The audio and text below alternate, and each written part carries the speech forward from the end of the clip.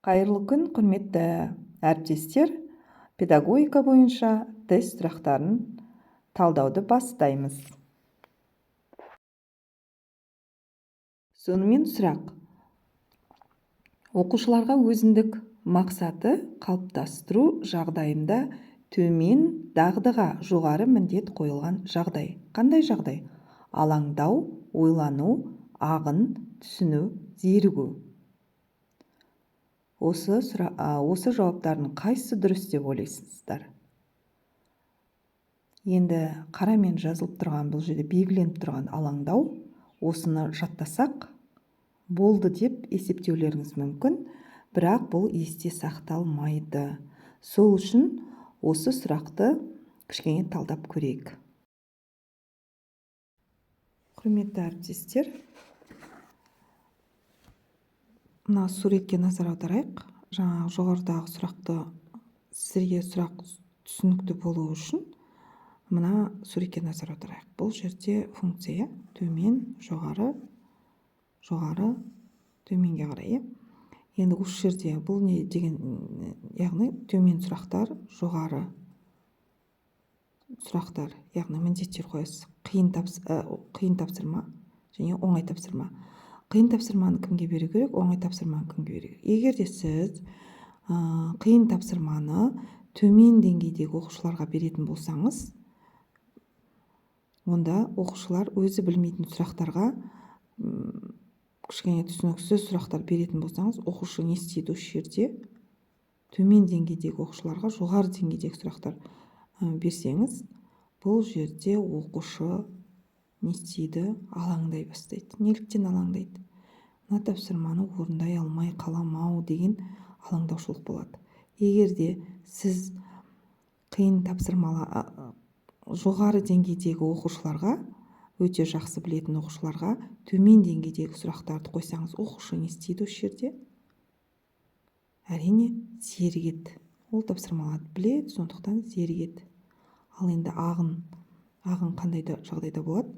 Егерде дұрысы жоғары деңгейдегілерге жоғары деңгейдегі сатылай тапсырмалар, төмен деңгейдегі оқушыларға бірден жоғары деңгейдегі тапсырмаларды емес, төменнен бастап беру керек. Сонда оқушы алаңдамайды, зерікпейді, алаңдамайды. Әрі қарай оқушы жаңағы өзіндік мақсатқа жетеді. Ал енді мына сұраққа назар аударайық. Оқушыларға өзіндік мақсатты қалыптастыру жағдайында төмен, осы жерде қараңыздар, төмен дағдыға деген, төмен дағдыға жоғары міндет қойылған жағдайда жағдай дейді. Яғни бұл қандай жағдай болады?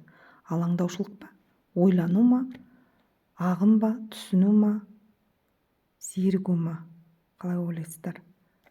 Яғни алаңдаушылық. Ал енді сұрақтар түрленуі мүмкін. Мысалы, төмен дағды емес, жоғары дағдыға төмен міндет қойған жағдайда оқушы не істейді?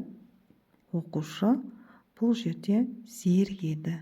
Міне сұрақтар осылай түрленіп келе береді. Ең бастысы жақсылап түсініп алсаңыздар, жоғарыда көрсеткен суретке назар аударып, сол бойынша жақсылап түсінсеңіздер, қандай жағдай болмасын, осы сұрақтарға дұрыс жауап бере аласыздар, әрі есте сақталады.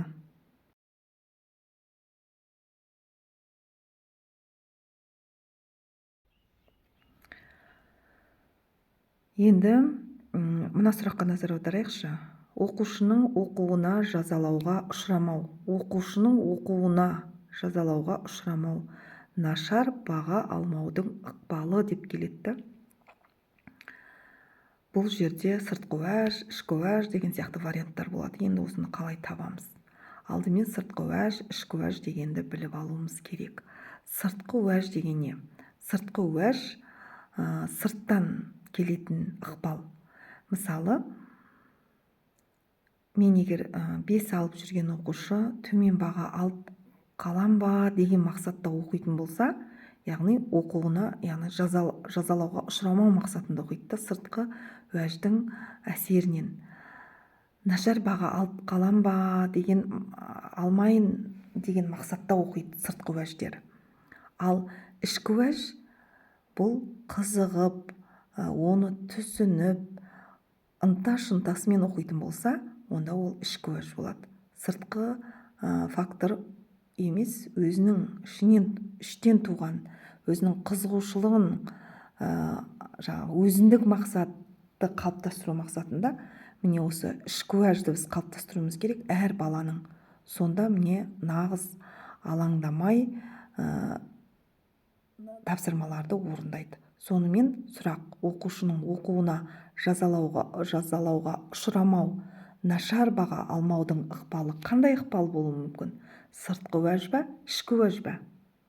Әрине сыртқы уәж. Міне осылайша сұрақтар түрленіп келе береді.